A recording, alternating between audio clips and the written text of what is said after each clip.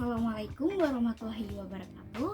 Perkenalkan, nama saya Lutfi Nurul Aulia dengan NIM 21104080061. Di sini saya akan menjelaskan tentang bentuk-bentuk komunikasi verbal dan non-verbal yang terdapat di SD Islam Al-Azhar 31 Yogyakarta.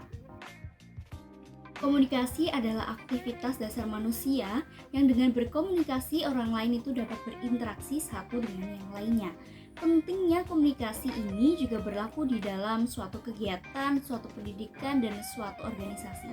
Dengan komunikasi yang baik, suatu organisasi atau suatu pembelajaran itu dapat berfungsi dengan lancar dan sukses, dan begitu juga sebaliknya, jika komunikasi tidak baik, maka suatu kegiatan itu juga tidak bisa dikatakan sukses. Komunikasi dibedakan menjadi dua, yaitu komunikasi verbal dan komunikasi non-verbal. Lalu, apa itu komunikasi verbal? Komunikasi verbal adalah komunikasi yang menggunakan simbol-simbol baik secara tertulis ataupun secara langsung. Nah, komunikasi verbal ini memiliki ciri-ciri teman-teman. Ciri-ciri yang pertama, disampaikan secara tertulis ataupun lisan. Yang kedua, proses komunikasi eksplisit atau dua arah. Dan yang ketiga, kualitas proses komunikasi seringkali ditentukan oleh komunikasi non-verbal. Dan adapun jenis-jenis komunikasi verbal itu ada dua. Yang pertama, berbicara dan menulis, dan yang kedua, mendengar dan berbicara. Komunikasi verbal bisa dipengaruhi oleh beberapa faktor, teman-teman. Faktor yang pertama bisa dari budaya.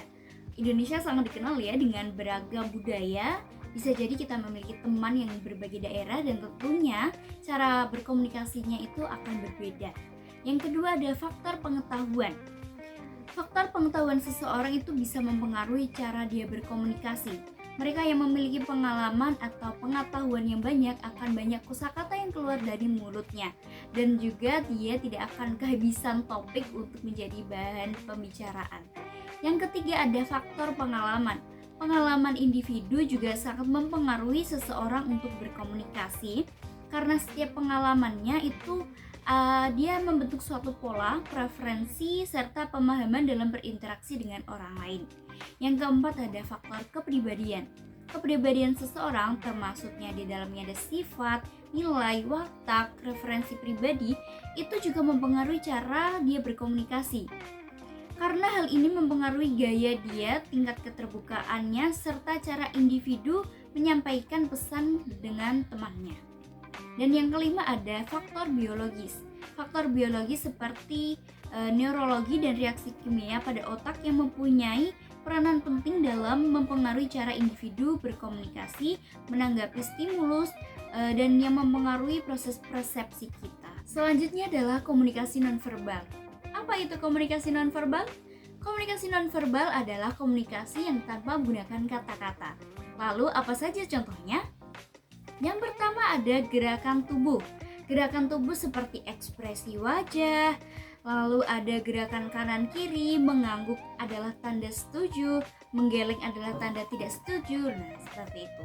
Yang kedua adalah sentuhan. Sentuhan seperti berjabat tangan, tanda perdamaian, berjabat tangan, tanda sepertujuan, dan lain sebagainya.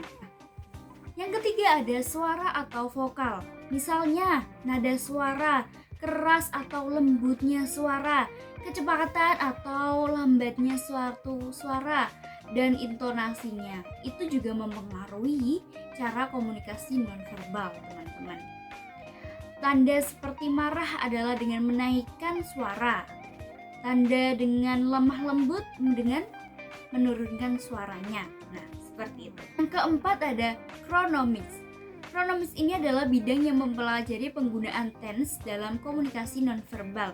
Penggunaan waktu dalam komunikasi nonverbal mencakup jumlah waktu yang dianggap tepat.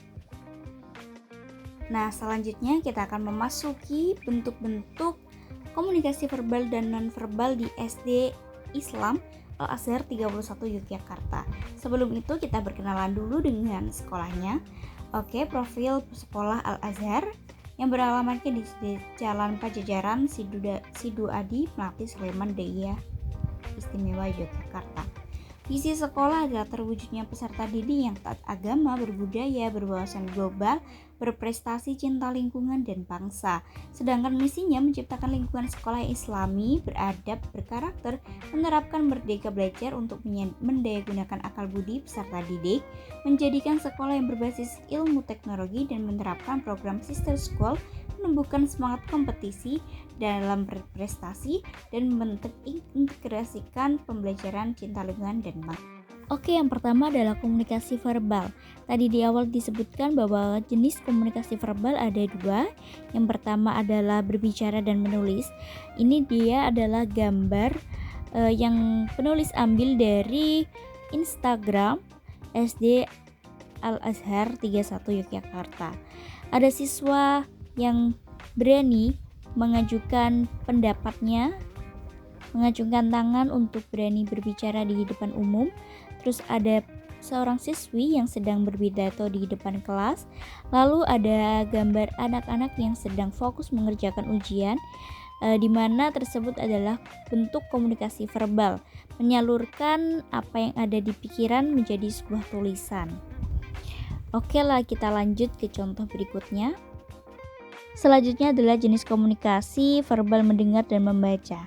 Di situ ada gambar di mana anak-anak setengah menyimak penjelasan pemateri tentang sosialisasi stop bullying, dan sebelahnya adalah proses pembelajaran dengan media audiovisual, di mana anak-anak selain melihat juga mendengar, menyimak penjelasan guru, dan juga membaca apa yang ia lihat di depan, maksudnya melihat layar. Itu siswa menerapkan komunikasi verbal membaca. Oke, selanjutnya kita memasuki komunikasi nonverbal. Kita akan melihat penerapan di SD Al-Azhar. Yang pertama ada bebas berekspresi. Bebas berekspresi di sini jadi ada suatu acara ya di sekolah, dan anak-anak dibebaskan untuk memakai kostum profesi yang ia sukai. Tanpa ia berbicara, saya polisi, orang-orang juga akan mengetahui bahwa ia sedang memerankan profesi apa. Nah, tersebut merupakan contoh komunikasi nonverbal. Yang kedua ada menari. Para siswi menggunakan pakaian tari. Hal ini menunjukkan anak-anak berkomunikasi melalui gerakan. Nah, dari gerakan-gerakan tari tersebut akan tersampaikan kepada penonton, karena setiap gerakan itu memiliki makna tersendiri. Dengan rangkaian gerakan-gerakan tersebut, anak-anak menyampaikan suatu keindahan yang kita lihat. Yang ketiga ada paduan suara. Nah, di Al-Azhar ini ada kegiatan pelatihan vokal, teman-teman. Dan gambar di atas menunjukkan saat anak-anak latihan paduan suara. Paduan suara juga termasuk komunikasi nonverbal, karena di sana kita akan belajar anggota tubuh.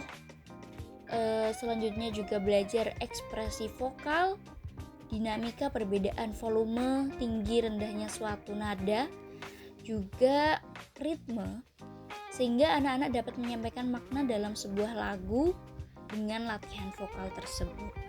Nah, itu dia contoh penerapan komunikasi verbal dan nonverbal di SD Islam Al-Azhar 31 Yogyakarta. Baik, saya akan memberikan closingan. Komunikasi pembelajaran adalah proses pertukaran informasi dan ide antara pendidik dan peserta didik dalam konteks pembelajaran. Ini adalah komponen penting, teman-teman, dalam proses pembelajaran yang efektif karena melibatkan transmisi pengetahuan, pemahaman, keterampilan, dan nilai dari pendidik ke peserta didik. Komunikasi ini dapat dibedakan menjadi dua ya tadi, komunikasi verbal dan komunikasi non-verbal. Nah, demikianlah pemaparan materi tentang komunikasi verbal dan nonverbal yang terdapat di SD Islam Al-Azhar 31 Yogyakarta. Saya Lutfi Nurulya, undur diri dan mohon maaf apabila ada kesalahan. Wassalamualaikum warahmatullahi wabarakatuh.